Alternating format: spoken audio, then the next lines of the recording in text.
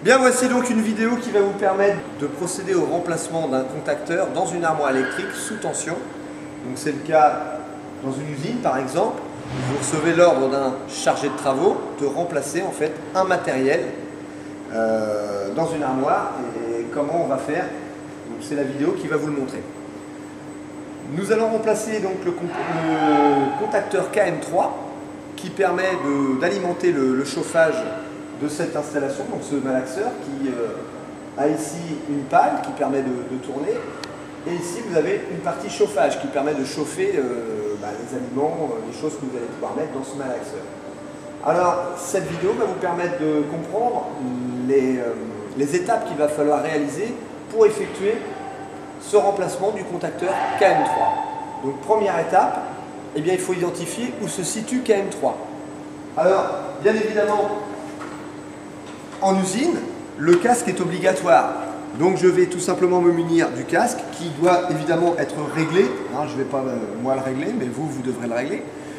Je vais donc me diriger vers l'armoire électrique qui est concernée. Bien évidemment, il m'aurait fallu le schéma électrique de l'armoire, de manière à savoir où se situe exactement le contacteur que je dois changer.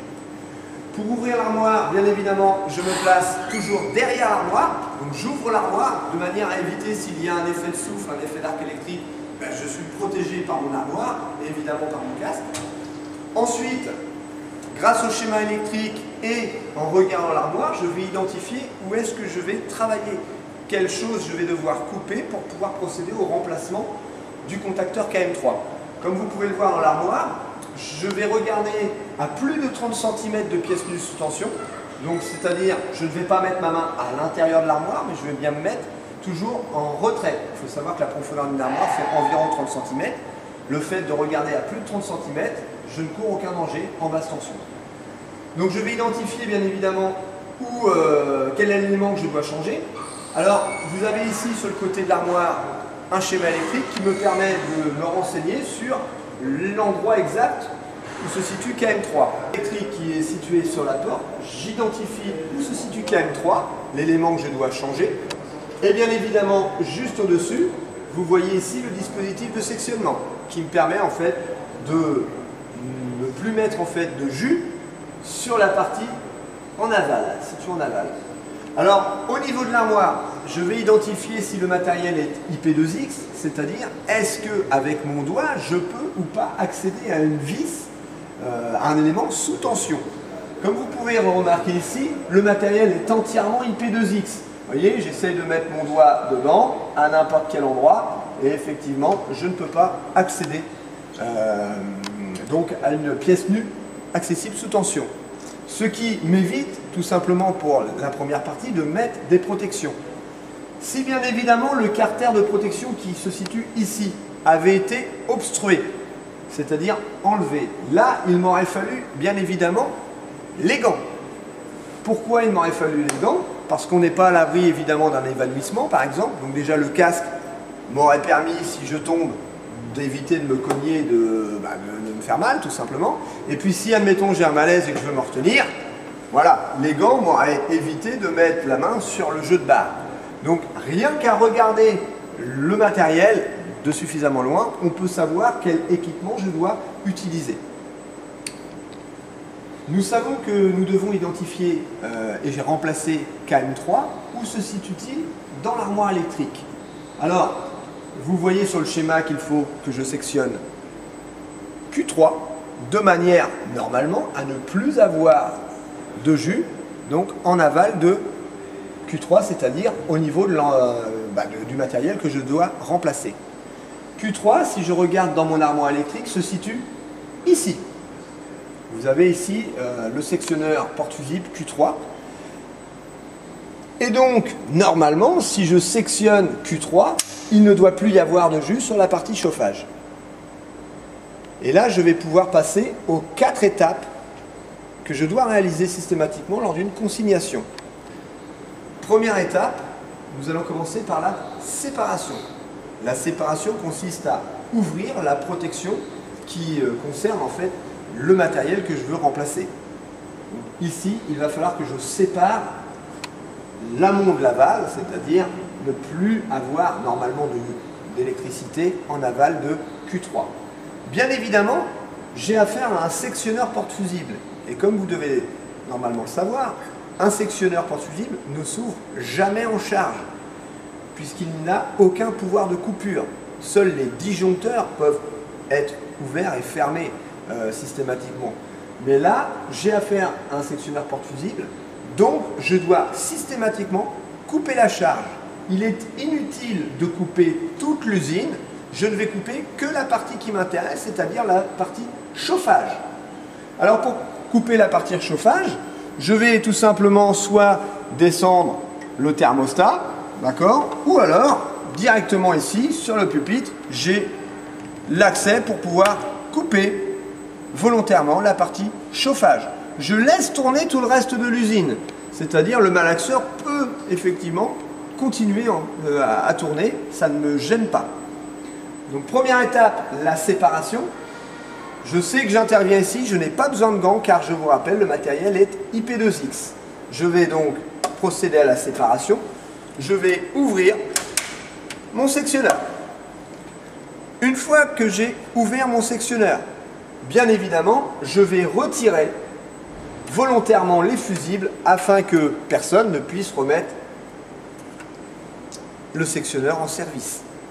Lorsque j'ai retiré les fusibles, j'ai enfin réalisé la première partie, la séparation, c'est-à-dire couper l'organe qui me permet d'alimenter le matériel que je souhaite remplacer. Deuxième étape, après la séparation, la condamnation du matériel.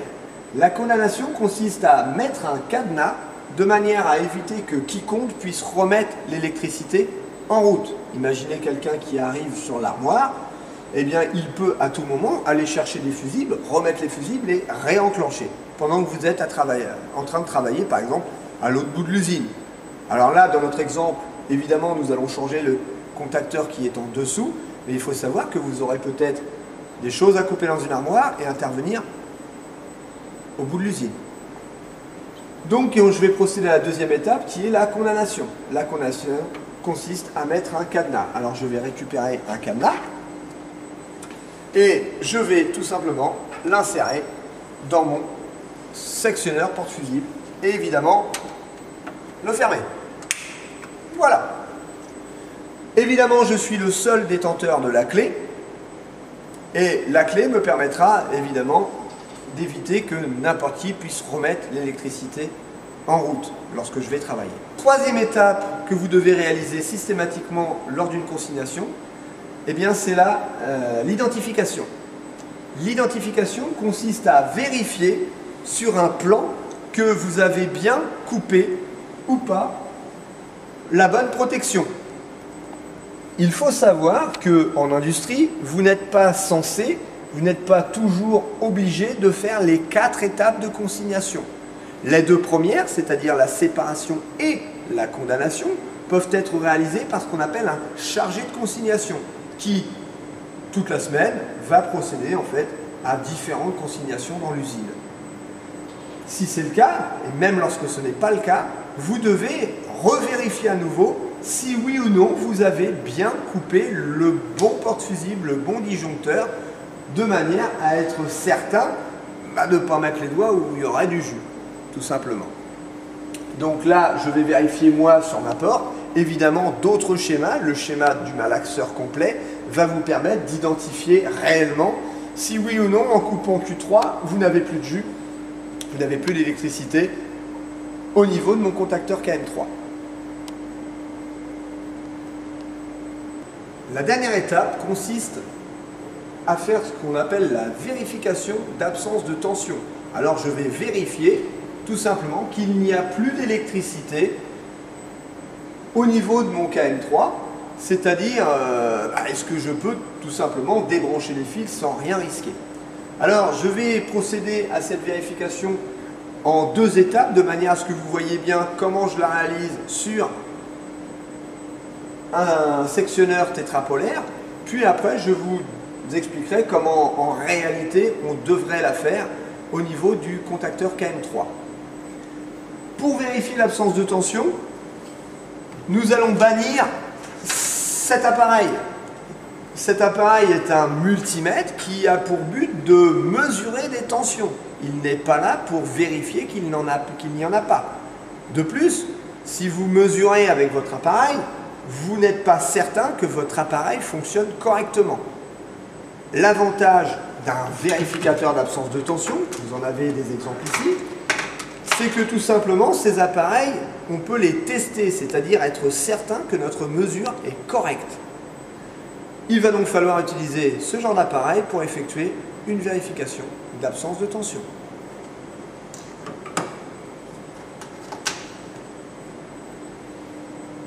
Alors, nous allons vérifier l'absence de tension, tout d'abord, en aval de Q3, qui correspond à la protection de la ligne de chauffage.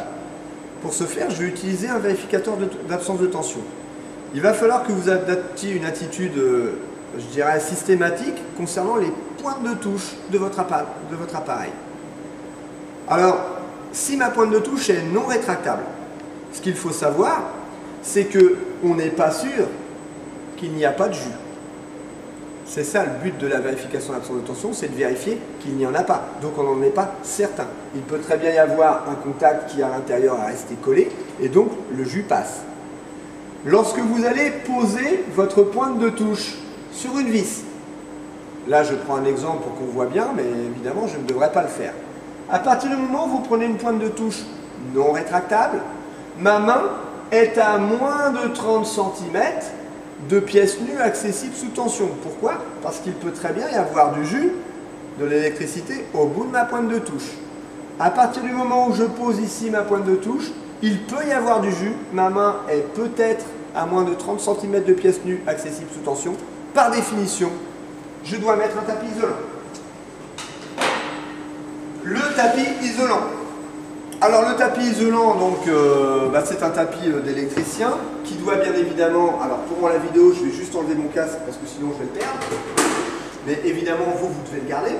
Le tapis isolant doit avoir une marque dessus. Je vais vérifier bien évidemment qu'il n'y a pas de trou visible d'un côté et de l'autre de mon tapis. D'accord? Donc je vérifie qu'il n'y a pas de trou pour éviter justement que le courant puisse me traverser, tout simplement. Et donc, dès que je vais placer mon tapis, je ne vais plus bouger mon tapis. Voilà, ça y est, il est posé, je n'y touche plus. Ce genre de tapis va me protéger d'un contact direct, d'une phase, avec une main. Ce qui veut dire que là, le courant ne rentrera pas dans mon bras, sachant que je suis isolé du sol par rapport au tapis. Je reviens sur mes pointes de touche. Là, ici, dans mon premier exemple, j'ai une pointe de touche qui n'est pas rétractable et l'autre, je ne sais pas si vous la voyez, mais elle est rétractable. Qu'est-ce que ça veut dire? Ça veut dire que quand je vais faire ma mesure, je vais tirer ma première pointe de touche, la poser, alors là je la pose n'importe où, c'est pour le principe, et je vais relâcher. Le fait de relâcher, je suis redevenu IP2X. Le fait de mettre la deuxième, voilà, là je suis en train de mesurer quelque chose, peu importe ce que je mesure, eh bien là, ma main est à moins de 30 cm de pièces nues accessibles sous tension sur la deuxième pointe de touche, le tapis suffit. Bien évidemment, comme vous pouvez le voir, mes pieds sont sur le tapis. Ce qui explique que lorsque vous posez le tapis, vous devez absolument avoir vos pieds sur le tapis. Ça, c'était pour la première pointe de touche. Si mes deux pointes de touche ne sont pas rétractables, je vais, lorsque je vais poser sur ma première vis, amener un voisinage à ma main droite, puis amener un deuxième voisinage à ma main droite. Et là, je peux toucher, volontairement, je vais le faire, voilà, je peux toucher avec mes doigts les deux pointes de touche. Le courant rentrera dans mon bras droit, sortira par mon bras gauche. Moralité, le tapis n'est plus suffisant. Si je suis dans un cas où j'ai deux pointes de touche non rétractables, il me faut obligatoirement les gants de protection. Lorsque les deux pointes de touche ne sont pas rétractables, c'est-à-dire ne sont pas protégées, il va falloir que j'utilise obligatoirement les gants. D'ailleurs, si le matériel n'est pas IP2X, comme par exemple sur le jeu de barre, s'il n'y a plus le carter de protection, je dois mettre les gants. Alors les gants, on va les choisir en fonction de la tension d'alimentation de ma maquette. Ici, vous voyez que sur le plan, il y a 3 x 400 volts triphasé plus neutre, ce qui sous-entend qu'il va me falloir des gants qui résistent au moins à 400 volts. Vous avez ici des gants en fonction de l'épaisseur, on arrive à savoir à peu près le type de tension pour lequel il est conçu. Ici, vous avez des gants qui sont assez fins. Plus ils sont fins, plus ils tendent vers le 500 volts. Plus ils sont épais, on va arriver à 1000 volts, puis 10 000 volts, puis 20 000 volts. On peut également les différencier par rapport à leur couleur. Vous avez des gants noirs qui sont ce qu'on appelle de classe 0. Donc la classe de mon gant va me renseigner sur le type de tension. Lorsqu'on vous donne des gants, normalement, il y a également une pochette qui vous renseigne sur la classe du gant et sur la couleur du gant qui correspond à la tension. Là, ici, j'ai des classes 0, ce qui veut dire que mon gant résiste à 500 volts. Il suffit amplement pour une installation 3 x 400 volts. Comment je dois tester les gants? Alors, vous avez des gants, il y a plusieurs solutions pour pouvoir tester les gants. La première solution, c'est de trouver un plan de travail suffisamment plat, où il n'y a aucune aspérité. Vous vérifiez avec votre main qu'il n'y a aucune aspérité, aucune limaille de fer, d'accord, qui permettrait de couper, d'introduire une limaille de fer dans le gant et qui permettrait au courant électrique de passer. Ensuite, vous allez pouvoir poser votre gant bien à plat sur la surface plane et on va tout simplement le rouler. On va le rouler jusqu'à temps que le gant se gonfle et là, je vais pouvoir vérifier s'il n'y a pas de trou au bout de mes gants. Cette solution est en général assez déconseillée pour la bonne et simple raison que vous allez tester que la dernière partie du gant. Une autre solution serait d'utiliser un gonfleur. Il y a des gonfleurs en habilitation électrique où vous introduisez le gonfleur, vous appuyez tout simplement et le gant se gonfle. La dernière solution consiste à prendre le gant et à vérifier le gant en faisant la technique que je vais vous expliquer. Alors si vous prenez le gant d'une certaine façon, là vous voyez, je le prends, vous voyez qu'en le tenant de 2 doigts, mon gant se referme systématiquement. Donc là, je ne vais pas lui laisser, je vais pas laisser beaucoup d'air rentrer dans le gant. Lorsque je vais mettre mon doigt en plein milieu, normalement, si le gant est suffisamment épais, bon là c'est un petit gant donc on ne voit pas très bien, mais regardez là j'ai beaucoup plus d'entrée d'air que si je le prends de ce côté-là, où là c'est complètement fermé. Donc je vais mettre mes doigts en plein milieu du gant, les deux, de manière à remplir le maximum d'air. Je vais me mettre bien en bas, je vais remonter et très rapidement je le fais tourner. Et vous voyez que là ici, j'ai rempli jusqu'au poignet mon gant. Ça me permet également de le tester, c'est-à-dire d'appuyer, et là je peux le tester vraiment beaucoup plus loin pour savoir s'il n'y a pas de trou. Lorsque j'ai testé un gant, l'habilitation électrique me dit un gant testé, c'est un gant que l'on met. Normalement, je devrais avoir des sous-gants, de manière à respecter l'hygiène, puisque ces gants-là sont utilisés par tout le monde, et pour les maladies de main, on évite, donc on met des sous-gants. Je n'en ai pas aujourd'hui, donc je mets mon gant. En habilitation électrique, je ne pose pas mes gants. Un gant testé est un gant mis. Si vous voulez les poser, vous recherchez une surface plane sans aspérité, et là, effectivement, je l'ai testé, je peux le poser. Je vais tester le second de la même manière, et une fois que les deux sont bons, je vais pouvoir, effectivement, parvenir à ma mesure. Tout ceci lorsque, évidemment, j'ai mes 2 pointes de touche qui ne sont pas protégées. Je vais poursuivre ma 4e étape qui consiste à faire la vérification d'absence de tension. Je vais l'effectuer en aval du sectionneur porte-fusible Q3. Pour ce faire, je vais utiliser donc un VAT. Alors je vais prendre, je sais pas, moi celui-ci, tiens par exemple. Allez, hop. Je vais m'arranger le travail puisque j'ai la possibilité d'avoir des pointes de touche rétractables ou non rétractables. Là ici dans mon cas, je vais brancher cet appareil avec 2 pointes de touche qui sont isolées. Lorsque je vais rétracter et poser, je vais amener un voisinage sur ma première vis, il me faut le tapis. Et lorsque je vais relâcher, hop, le tapis ne sera plus d'aucune utilité. Je vais faire exactement pareil avec ces pointes de touche là, sauf que celle-ci n'amène aucun voisinage. Il y a juste à pousser. Si j'avais eu 2 pointes de touche comme ça, je n'aurais pas eu besoin du tapis. Je vais donc effectuer la vérification d'absence de tension en aval du sectionneur porte-fusible Q3 avec mes pointes de touche rétractables. Pour vérifier que mon appareil fonctionne correctement, je vais écarter la petite pointe de touche là et je vais toucher l'autre pointe de touche. Au dos de mon VAT se situe un petit bouton qui me permet de tester, comme je vous le disais tout à l'heure avec la différence entre un multimètre et un VAT, je vais pouvoir vérifier que mon appareil est en état de fonctionner. J'appuie sur le bouton. Ce bouton ne sert que à tester si mon appareil fonctionne correctement.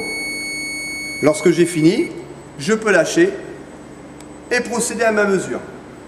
La vraie mesure d'un vérificateur d'absence de tension serait de vérifier en tension si mon appareil fonctionne correctement. Normalement, j'ai de la tension en amont de Q3. Alors je vais vérifier n'importe où, je n'appuie plus sur le bouton ne sert que à tester mon appareil. Je rétracte ma première pointe de touche, j'amène un voisinage, donc là il me faut le tapis, je relâche, je suis P2X et je vais par exemple prendre la deuxième tension. Je m'aperçois que mon appareil sonne, ce qui veut dire qu'il y a présence de tension en amont de mon sectionneur porte-fusible. C'est pas ce qui m'intéresse. Moi, ce qui m'intéresse, c'est vérifier qu'il n'y en a plus en aval. Alors, sur un sectionneur porte-fusible tétrapolaire, vous trouverez plein de façons de pratiquer une vérification d'absence de tension. Moi, je vais vous donner celle qui est la plus utilisée, c'est-à-dire la méthode des, entre guillemets, 9 points de mesure. 9 points de mesure qui consistent tout simplement à faire, je retrousse ma pointe de touche, je me mets sur le neutre et je vais faire entre phase et neutre, phase 1 est neutre, phase 2 est neutre, phase 3 est neutre. J'ai fait 3 mesures entre phase et neutre. Ensuite, je vais faire, je retrousse ma pointe de touche, j'amène le voisinage, phase, c'est-à-dire phase 1, phase 2, phase 1, phase 3, phase 2, phase 3, et ça me fait au total 6 mesures. Les dernières mesures consisteraient à faire la phase avec la terre de mon installation. Je peux prendre la grille, je peux prendre également la barrette de terre. Phase 1, barrette de terre. Phase 2, barrette de terre. Phase 3, barrette de terre. Certains poussent même le vis à faire le neutre avec la terre. Et là, vous avez fait votre vérification d'absence de tension en aval du sectionneur tétrapolaire en 10 points. Mais bien évidemment, moi, ce qui m'intéresse, c'est de changer le KM3, c'est-à-dire le contacteur de chauffage.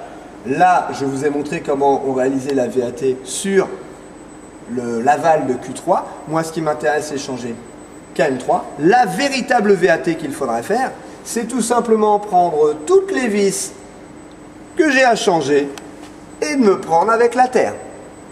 C'est-à-dire, si mon appareil a 15 vis, eh bien je fais les 15 vis avec la terre. Tant que ça ne sonne pas, c'est qu'il n'y a aucun souci. Alors quand je dis tant que ça ne sonne pas, bon là on les fait rapidement, hein, il faudrait faire en fait toutes les vis. Bien évidemment, lorsque j'ai fini toutes ces mesures, vous n'avez pas entendu l'appareil sonner, mais qui me dit qu'il n'est pas cassé? Pour ce faire, je vous encourage, et c'est obligatoire, à retester à nouveau votre appareil et vérifier qu'il fonctionnait correctement lors de vos mesures. À partir du moment où vous avez vérifié que votre appareil n'était pas cassé, ça sous-entend qu'il n'y a plus d'électricité au niveau de mon contacteur KM3. Donc là, je peux enlever mes gants, etc., et travailler et démonter mon matériel et le remplacer en toute sécurité. Bien, je viens de remplacer le contacteur KM3. J'ai donc extrait l'ancien contacteur. J'ai déconnecté mes fils. J'ai reconnecté mes fils sur le nouveau contacteur. Je vais maintenant procéder à la mise en énergie du système, c'est-à-dire remettre la chaîne en fait en état de fonctionner. Je vais donc pouvoir ôter mon cadenas. Voilà. Une fois que j'ai posé mon cadenas, je vais relever la trappe. réinsérer les fusibles que j'avais volontairement enlevés. Alors là, vous voyez les percuteurs qui me permettent de dire si mon fusible est encore bon ou pas. Ensuite, je vais réarmer et refermer. Il ne me reste plus qu'à remettre le chauffage en énergie et à la rigueur à l'enclencher. Et voilà, j'ai remplacé le contacteur KM3.